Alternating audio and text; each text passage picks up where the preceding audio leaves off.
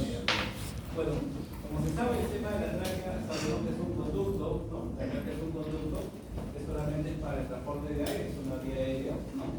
Pero que anatómicamente tiene muchas particularidades. En este caso, la tráquea tiene dos segmentos, hay un segmento que es cervical y hay un segmento que es torácico.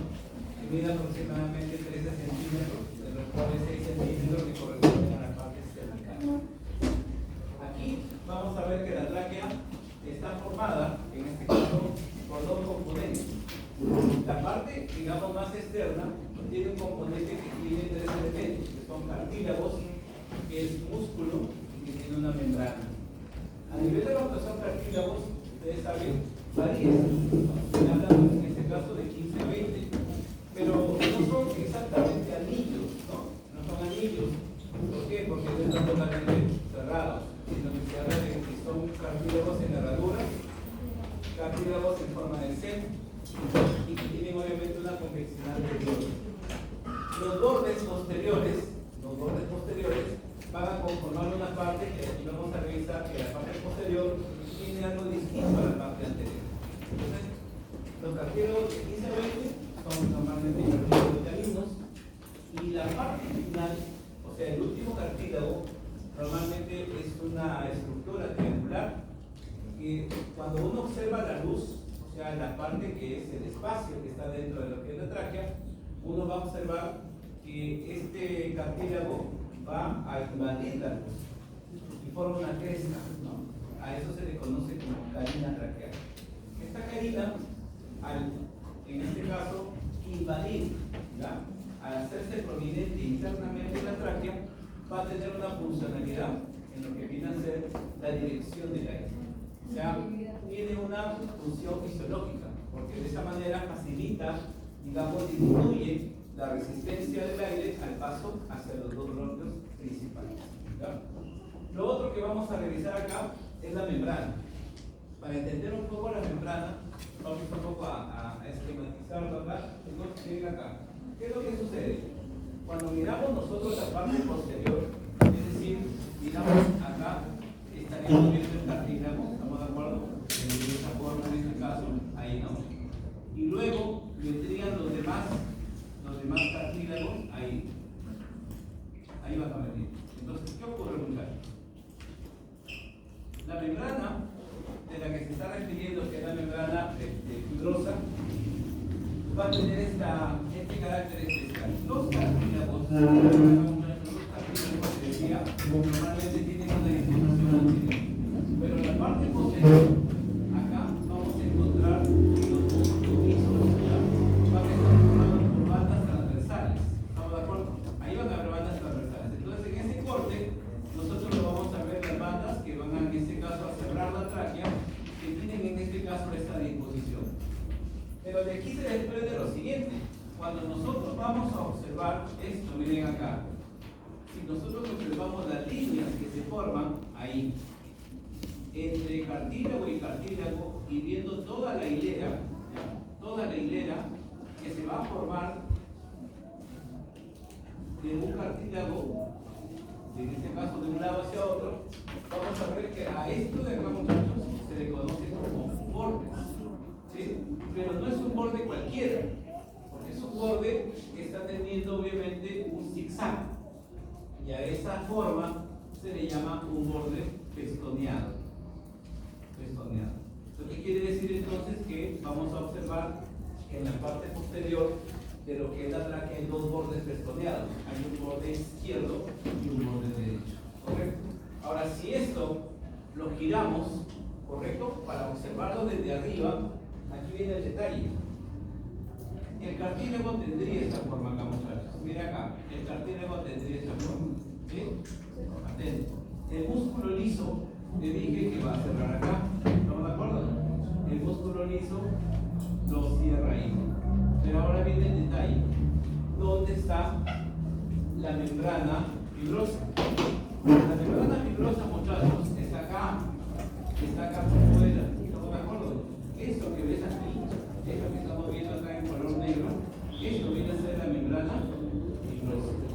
Y por dentro, nosotros vamos a encontrar que el epitelio. medio, o sea, el plano mucoso. El plano mucoso va a estar por dentro. Lo que quiere decir entonces que el músculo traqueal va a encontrarse entre dos láminas. La externa viene a ser la lámina fibrosa. La interna viene a ser ¿quién? El plano mucoso. ¿Estamos de acuerdo? Entonces esa es la característica de este músculo liso. Ahora, esta membrana, a la cual nosotros le estamos denominando membrana fibrosa, en la parte posterior, debido a que es un solo músculo ahí, son varios músculos, pero va a ser continua. No va a haber ningún accidente en ese caso, o sea, va a ser una sola lámina. Pero en la parte anterior no, ¿por qué? Porque vamos a encontrar cartílago, sin olvidar que las estructuras que unen cartílago y cartílago acá se van a llamar en este caso ligamentos angulares. Entonces vamos a encontrar también que los cartílagos no todos son homogéneos, no todos son homogéneos, sino que son estructuras que pueden incluso formar sexos, o sea, pueden haber uniones de cartílago y cartílago. Entonces eso lo hace irregular a la tráquea. Por eso es que me dice acá que en la parte anterior es discontinuo, debido a la presencia de estas estructuras de ligamentos o de cartílagos. En cambio, en la parte posterior, a ser en este caso una estructura membranosa, va a ser en este caso continua. Entonces, un poco, esa es la aclaración que hay que hacer. Aquí podemos ver ya en la imagen, ¿no? Ya la siguiente aclaración. Miren acá. Desde lo que es la constitución anatómica, la tráquea, por fuera, tiene un borde anterior y bordes laterales. ¿Cuál es el problema? Que no hay un límite que los separe. Entonces, ¿por qué se llama lateral y anterior? Por el tema de los elementos que van a estar fuera, o sea, las llamadas relaciones de la tráquea. Es ahí donde marca la diferencia. Pero si tú la ves a la tráquea de manera aislada, no existe un límite que me separe, límite anterior y límite lateral. El posterior sí es bien definido. Como te dije, acá están los bordes de los cartílagos, que van a ver los bordes festoreados, uno derecho y uno izquierdo, y en medio, o acá, cubriendo esta parte, va a estar, te dije, tres componentes, ¿no? Por dentro, la mucosa, en medio, el músculo liso, y por fuera, la membrana fibrosa, ¿ya? La membrana fibrosa. El plano mucoso, ya esto de acá es parte ya de histología, ese es tu tema. Ya sabemos, simplemente para hacer una aclaración, que el epitelio viene desde arriba, o sea, desde lo que es la laringe, y se continúa hasta los bronquios. Es una sola estructura, que ya sabemos que es un epitelio de tipo respiratorio, que se llama cerdos estratificados. Ustedes conocen ese epitelio. Ahora, ese epitelio, muchachos, desde el punto de vista anatómico, deben de saber que los epitelios que normalmente son epitelios pseudoestratificados o de transición, ¿ya? Son epitelios que son muy sensibles a algún agente externo que me pueda generar un daño o una alteración del ADN, ¿sí? Por ejemplo, en el caso de lo que es la unión entre lo que es el cuello uterino y la vagina, ahí hay una transición de epitelio y obviamente es afectado básicamente por el virus del papiloma humano. En este caso sería un agente viral.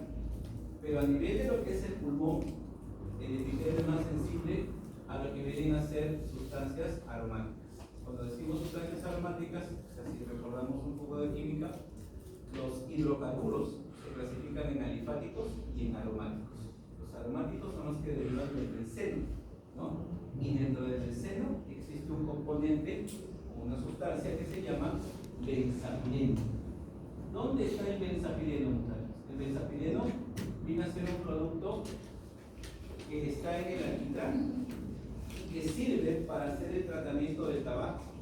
Lo que indica entonces que por la fabricación de estos cigarrillos se incorpora al tabaco el componente.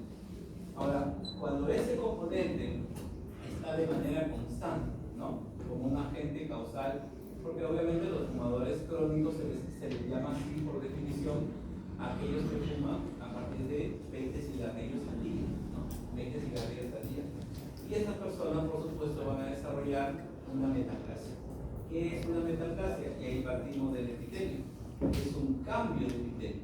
Es decir, de ser un epitelio pseudoestratificado, cilíndrico, ciliado, pasa a ser en este caso un epitelio poliestratificado plano, no queratinizado.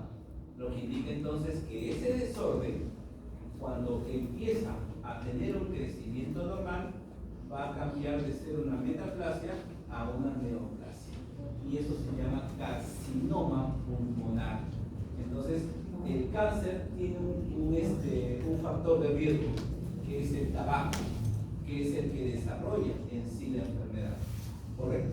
Es como el cáncer gástrico, que es el desencadenante de todo, el Helicobacter pylori, ¿no? Entonces el Helicobacter, estas gastritis mal curadas, todo el mundo piensa que con su cilantro, ¿no? Piensa que con su omeprazol ya pasó, son calmantes, porque el manejo del Helicobacter es netamente antibiótico, ¿correcto? Antibiótico. Y hay que hacer obviamente endoscopía más biopsia para identificar. La única forma de saber si uno tiene Helicobacter es con endoscopía.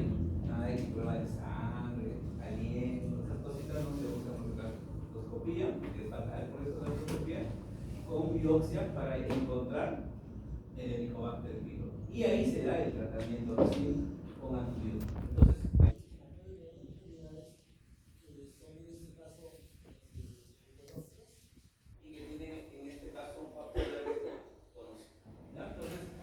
algún comentario sobre el tema del cargo mucoso. Ahora, vayamos a esto. Ya hemos hablado acerca de la configuración externa, ya te lo había mencionado. Y ahora vamos a ver esto de acá, ¿no? Esto de alguna manera es lo que más se pregunta en el examen, ¿no? O sea, las relaciones en cuanto a lo que está la tráquea. Y aquí te decía que hay relaciones que cervicales y torácicas, ¿correcto? Pero también hay que ver si son anteriores, si son laterales y si son posteriores. El plano, en este tema, un poco para explicarte, primero vamos viendo las relaciones cervicales. Miren acá, nos ubicamos en este plano, es una figura de la talle, donde tenemos que entender claramente en qué consiste estas relaciones. Mira, y es sencillo. Primero tienes que ubicarte en la tráquea. Acá está la tráquea. ¿Estamos de acuerdo? Pero cuando a mí me hablan de relaciones anteriores, hay relaciones que son inmediatas, ¿correcto? En este caso es la glándula tiroides, pero en el libro tú vas a encontrar que te van a dar todos los planos. Significa que en este caso va a ir desde la parte más externa, o sea, desde la piel, ¿correcto? Entonces, ¿qué tenemos aquí en este corte? Ojo, el corte es a nivel del istmo, ¿estamos de acuerdo o no? Porque lo podemos observar, el istmo tiroideo. Entonces acá tenemos la piel, debajo de la piel ya sabes que está aquí el tejido adiposo, pero dentro de ese primer plano encontramos al músculo del cuello más superficial. En este caso lo tenemos acá y se llama latissimus, que obviamente está en ambos lados. Ese es el plano. Luego viene un segundo plano, donde la parte anterior, si queremos ser estrictamente anterior, son estas dos venas que son las yugulares anteriores, pero a los lados está este músculo oblicuo del cuello, ¿no es cierto? Que es el esternocleidomastoideo, y que vienen a ser dos también en este caso. Y un tercer plano van a ser tres músculos que, como ya sabes, están debajo de la ioides, ¿no es cierto? Que se llaman los músculos infraioideos: el homoioideo, el esternotiroideo y el esternoioideo. Estos tres son en este caso músculos infraioideos. Entonces ya tenemos en este caso, muchachos, los tres planos musculares, ¿ya? Ahora vamos con la tiroides. En el caso de la tiroides, como pueden ver, si el corte es a nivel del istmo, vamos a ver que la tiroides es anterior y lateral. ¿Estamos de acuerdo? Anterior y lateral. Una de las cosas que no nos puede fallar en el examen es que la única relación constante de la tráquea es la relación posterior.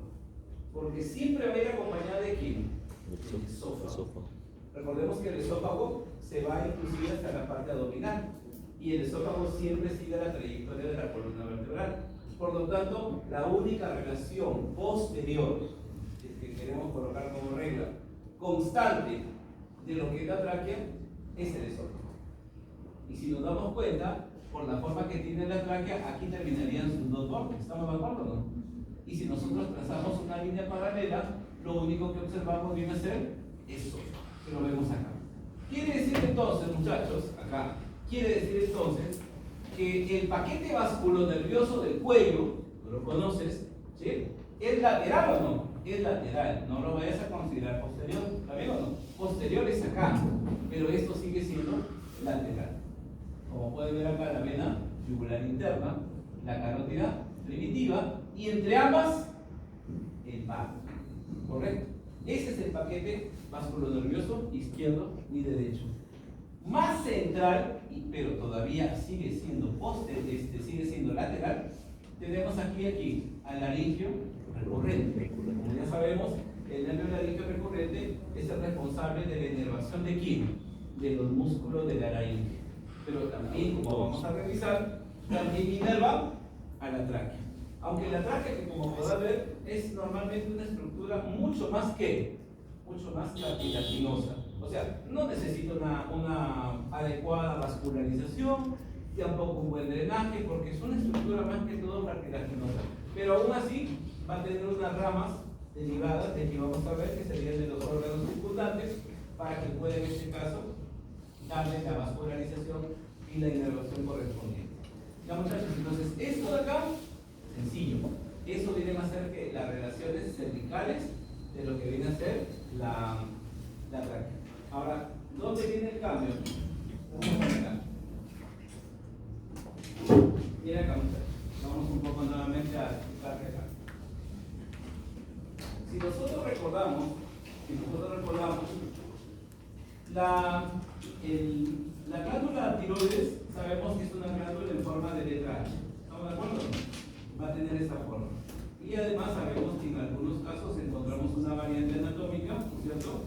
Que es un lóbulo intermedio, que es el lóbulo piramidal, ¿no? El lóbulo del aro hueco. Y miren acá, muchachos, aquí está el asunto. De acuerdo a la imagen que hemos visto, el corte está a nivel del disco, ¿está bien? Pero obviamente cuando uno habla de relaciones cervicales habla de un segmento, no de un corte específico. Entonces quiere decir entonces que toda la glándula tiroides, porque va a estar justamente dentro de lo que son los cartílagos, va a tener relaciones. Pero acá viene lo siguiente, muchachos. Cuando las relaciones están aquí, en este nivel, aquí, a este nivel se le llama supraísmico. ¿Estamos de acuerdo? Lo que quiere decir entonces que aquí vamos a encontrar un grupo, ¿no? Un grupo de relaciones o de estructuras que van a estar a este nivel. Si es a este nivel, se le llama ísmico, ¿está bien? Y si es por debajo, será infraísmico. ¿Estamos de acuerdo? Bien, ahora recordemos un poco lo del año pasado, lo del ciclo pasado, perdón. Cuando hablamos de tiroides, recordemos algo. La glándula tiroides es una glándula endocrina, ¿no es cierto? Y como tal, su producto de secreción, ¿te acuerdas o no? De 3, de 4, ¿no? Calcitonina, van a ir a dónde? A la sangre. Lo que indica entonces que debe tener una adecuada circulación, ¿correcto? Entonces, si nosotros recordamos lo que es vascularización de la tiroides, hay que recordar que la tiroides presenta justamente la arteria tiroidea superior y la arteria tiroidea inferior. Pero no es una arteria tiroidea superior, son dos. ¿Estamos de acuerdo? ¿Y qué significa eso? O sea, ¿por qué el comentario? Porque las dos, que van a venir obviamente uno por cada lóbulo, se unen en la parte media. Y al unirse se llama eso anastomosis. Y a esa anastomosis se le llama arco arterial tiroideo superior. ¿Correcto? Entonces va a haber un arco aquí. Significa entonces que el principal, digamos, o la principal estructura supraísmica, ¿correcto? Supraísmica, con la cual se va a relacionar, en este caso la tráquea, va a ser entonces con ese arco arterial. De la misma manera, las arterias tiroideas inferiores en la parte baja también harán otro arco. Entonces acá también habrá un arco arterial tiroideo inferior. Yo creo que con eso no nos podemos equivocar. ¿Cuál es el único detalle de esto de acá? Muchachos, imaginémonos que esto de acá es la arteria, ¿no? La arteria tiroidea inferior derecha, ¿ya? Y acá viene la arteria tiroidea inferior izquierda. Entonces están formando sus ramas, muchachos, ¿saben? Forman sus ramitas ahí para formar el arco. Y aquí viene el detalle. De este arco arterial van a hacer una arteria que va a venir al istmo, ¿correcto? Aquí va a llegar esta arteria. Y a esta arteria que va al istmo se le llama a veces arteria tiroidea media, pero más conocida como la arteria inma, ¿correcto? Esta arteria, ¿no? O sea, que no tiene importancia vascular, no tanto, pero por el nombrecito, ¿no?, muy particular que tiene, ¿no?, se toma en cuenta eso. Pero ojo, esta arteria está dentro de la parte inferior. ¿Estamos de acuerdo? O sea, está haciendo como una relación de lo que vendría a ser que el nivel infraístico, o la porción o la región infraística, que es lo que me está diciendo. Entonces, resumiendo eso, muchachos, podemos ver entonces acá lo que ya te había explicado. En la cara anterior, estamos hablando ahora de la región cervical, explicando ya esa parte que hemos revisado. Vamos a ver entonces aquí a la piel, al tejido adiposo y al platismo, que habíamos hablado en un primer plano. En el segundo plano, que vendría a ser la hoja superficial, estamos encontrando aquí a los esternocleidomastoideos, ¿estamos de acuerdo? Pero en la parte anterior, las venas yugulares anteriores. Luego, en tercer plano, tenemos a la línea infrayoidea, que como ya sabes, este nombrecito te debe recordar a los músculos infrayoideos. Está el homoyoideo, el esternotiroideo y el esterno ioideo. ¿Estamos de acuerdo? Entonces, eso ya lo habíamos hablado. A nivel de lo que es tiroides, tendríamos que ver si es cístico, supraístico o infraístico, que ya te lo expliqué. Entonces, como puedes ver, en el infraístico encontramos aquí a lo que es el arco arterial, que ya sabes que está formado por las dos arterias tiroideas superiores, ¿no? En el ílmico, en este caso son solamente los cartílagos, y finalmente en el infraílmico está el arco arterial infraílmico, pero también la arteria inma, ¿correcto? Que deriva, ¿no?, de lo que es el arco arterial tiroideo inferior. ¿Ya? ¿Listo? Seguimos. Bueno, y vamos acá vamos a ver. Ahora, en la parte lateral, que también estaba en el mismo esquema, porque seguimos en las relaciones cervicales, podemos ver los laringios recurrentes, ¿no? Habíamos visto que era lateral, pero casi posterior, ¿no? Y por supuesto, el paquete vasculonervioso, que ya lo hemos visto acá. Y en la posterior, que nunca hay que perder, el esófago cervical. Ya eso ya quedó claro para ustedes. Ahora, las relaciones torácicas. Vamos a la parte del tórax. En la parte del tórax tenemos que poder entender lo siguiente, ¿no? Cuando uno estudia lo que es caja torácica, primero analiza lo que se conoce como mediastino, ¿no? Y como ustedes saben, a nivel de lo que es, acá está el manubrio external, ¿correcto? Y acá viene el cuerpo del esternón, ¿no?, que viene por acá. Y abajo, por supuesto, el apéndice cifoides. En la parte posterior, por supuesto, tenemos acá a nuestras vértebras, ¿no? A nuestras vértebras que lo tenemos ahí. Y acá viene el centro. Normalmente la columna se va haciendo posterior, ¿no?, al inicio, ¿no? Como que se va expandiendo la columna y luego hace su famosa curvatura.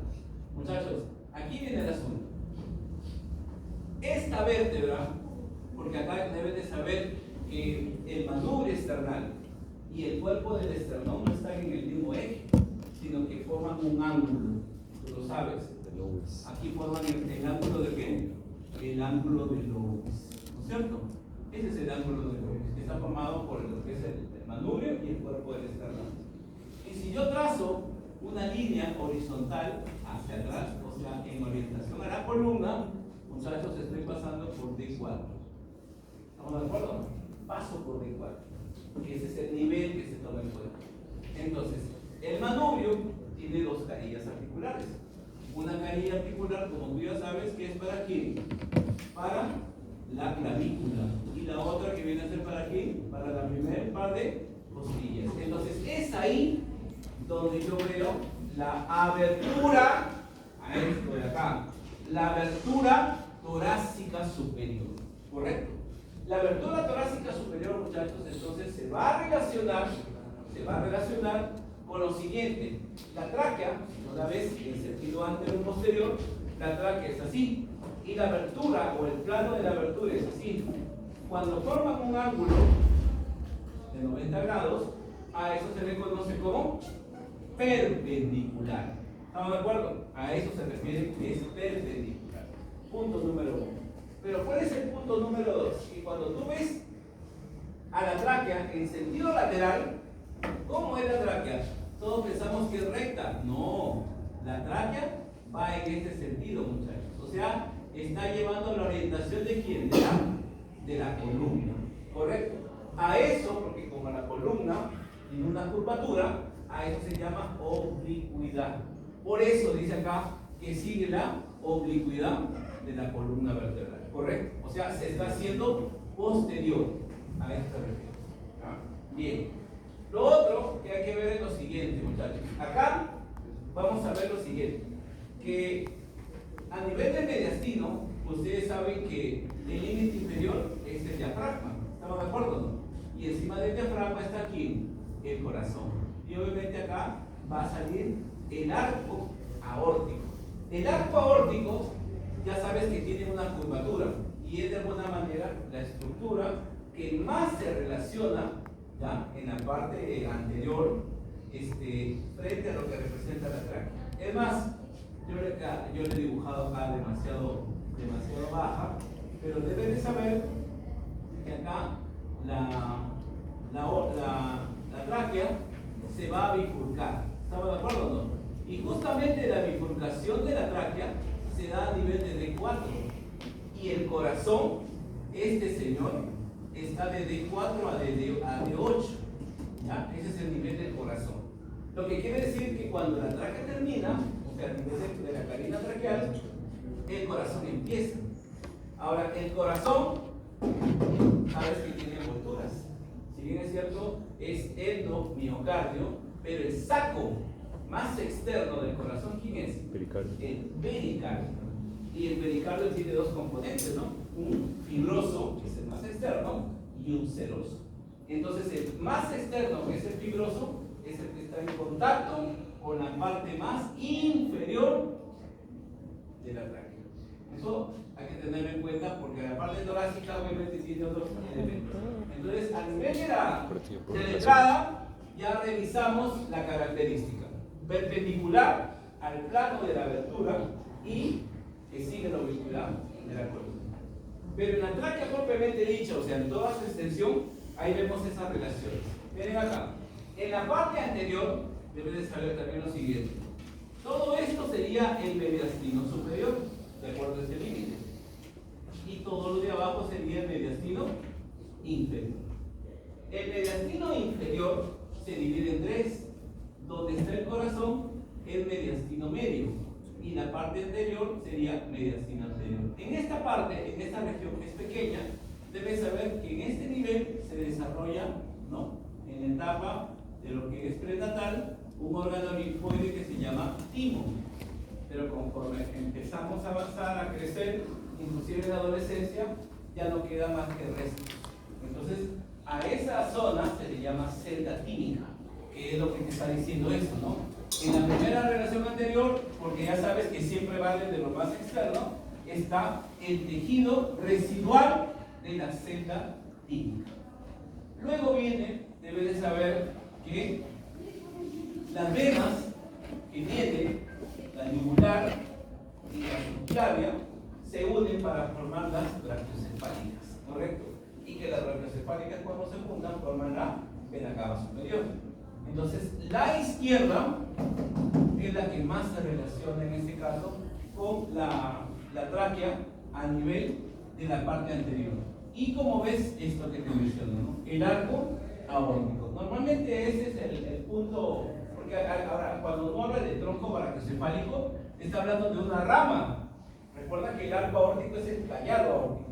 Y del callado nace el tronco brachiocefálico, la carótida y por supuesto la subclavia. Sino que la subclavia ya es más lateral, por eso no está en esa relación.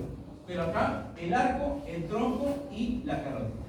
Entonces son relaciones arteriales principalmente las que se van a ver en la relación, en este caso anterior. El tema de venas es un poco más arriba. La parte lateral a los costados va a variar. Y acá siempre la regla, otra vez como dato, para no olvidarnos. Normalmente los vasos venosos a la derecha y los vasos arteriales a la izquierda. Cuando a veces la pregunta, ¿no?, te da una serie de datos, ¿no?, está bien recargada la pregunta, de alguna manera la salida a una pregunta de relaciones está por ahí. Siempre las relaciones derechas, venas. Recuerda que entre las venas está el ácido, que obviamente es la relación más importante. Y a la izquierda va a ser arteria. Y la arteria, en este caso más importante, es el arco aórtico, no te olvides. El arco aórtico por la curvatura es el que más se va a relacionar. Entonces acá, como pueden ver, aquí la característica principal es el arco de la ácidos, que de aquí lo vamos a ver que es bastante grande. Aquí una diferencia es esto, ¿no? Porque normalmente, ¿qué hemos dicho? Que acá los vagos normalmente están, digamos, ¿en dónde están los vagos? Entre la yugular y la carótida, ¿no es cierto? Pero recuerda, ¿eso dónde era? En el cuello. Pero en el tórax, ¿habrá vena yugular? Ya no, porque recuerda que ya se formó la brachiocefálica. ¿Y cómo se formó la brachiocefálica? Le dije, yugular y subclavia. Ahí se forma. Entonces ya no podemos hablar de eso, ¿no? Entonces por eso es que acá se desprende el vago y cruza en X en la cara lateral de la tráquea. Correcto, en el derecho, en su cara lateral derecho.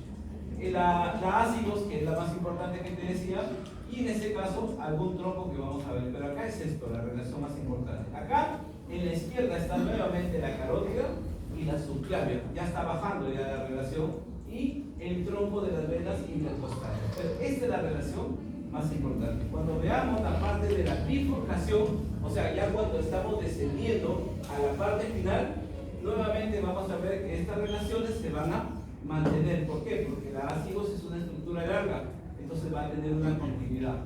Igual que el arco arterial va a tener una continuidad, que son las que se mantienen. Y posterior, nuevamente, ¿no?, el esófago y el nervio laríngeo recurrente, que al final va a ser el que está relacionado con su inervación, ¿ya? Con su inervación. Ahí podemos ver, muchachos, acá en la imagen, vamos a ilustrarlo. Ahí podemos ver claramente los que te mencionaba, ¿no? Acá podemos ver que esta es la tráquea, ¿sí? Acá está el esófago con un corte que se ha hecho para poder ver el parénquima pulmonar que está en el otro lado, y la columna. Para orientarnos, que justamente en sentido lateral, la tráquea lleva la oblicuidad de la columna. Si lo vemos desde el punto de vista del mediastino, podemos ver acá arriba, este todavía el cuello, lo que es la tiroides, pero en esta zona, aquí vamos a encontrar lo que se llama la celda, en este caso la celda típica, ¿ya? La celda típica. El arco aórtico, creo que queda claro, ¿no? Es una de las relaciones más importantes, pero no solamente está en el plano anterior, porque el arco aórtico tiene una oblicuidad, lo que significa entonces que también el arco aórtico va a estar en sentido lateral, pero más que izquierdo o derecho, izquierdo, más que todo izquierdo, ¿no? Y las demás arterias, como te digo, van a depender del nivel donde se van a dar eso. Acá está lo que yo te mencionaba, ¿no? Todo esto de acá que es el corazón, pero hasta arriba es el saco pericárdico, que justamente van a coincidir a este nivel, que vendría a ser la D4, en donde termina, en este caso, la tráquea, que en este caso va a ser la canina traqueal, y obviamente acá va a generarse, en este caso, el origen, ¿no?, de todo este saco que va a envolver en este caso el corazón. Ahí está la bifurcación traqueal, muchachos. Entonces, cuando ya estamos en la carina, en la parte más inferior, tenemos entonces adelante el arco aórtico, ya lo hemos hablado, atrás el esófago, que también ya lo hemos hablado, a la derecha, que mencionaba, ¿no? La ascivos, a la izquierda, el arco aórtico. Y abajo, ¿te acuerdas? Como finaliza el D4, la tráquea, inicia el corazón, ¿no? Y ahí va a estar el saco pericárdico. Acá podemos ver ahí con mejor detalle, ese es el sistema ascivos, ¿no? Ese es el arco. Y obviamente va a estar en este caso orientado a la derecha, ¿no? Orientado a la derecha. Y finalmente no hay una arteria traqueal, no hay. Entonces, ¿quién va a irrigar? Lo va a irrigar ramas colaterales, por así decirlo, de todas las estructuras circundantes, ¿no? Se relaciona con las tiroideas, que ya lo hemos hablado, pericardiofrénicas y las bronquiales, que es parte de la vascularización sistémica del pulmón. En el caso de las venas, o sea, ¿quién drena? Igual, sus homólogas. Y la inervación, que van a ser sobre todo para el músculo liso, ¿no? Porque hay que recordar que el vago inerva ¿qué? ¿Qué inerva el vago? Músculo liso y glándulas, ¿no? Porque hay que recordar que es un sistema autónomo y tiene que ver justamente con la parte vasomotora. Entonces, más que no vas a decir que inerva los cartílagos, no, inerva en este caso a los vasos sanguíneos, ¿estamos de acuerdo? Que tiene musculatura lisa, y aquí a los músculos lisos, en este caso al músculo liso de la parte posterior, ¿no? Y nada más. ¿Cuánto tiempo? Hablemos del examen. Son pocos tiempos. El examen es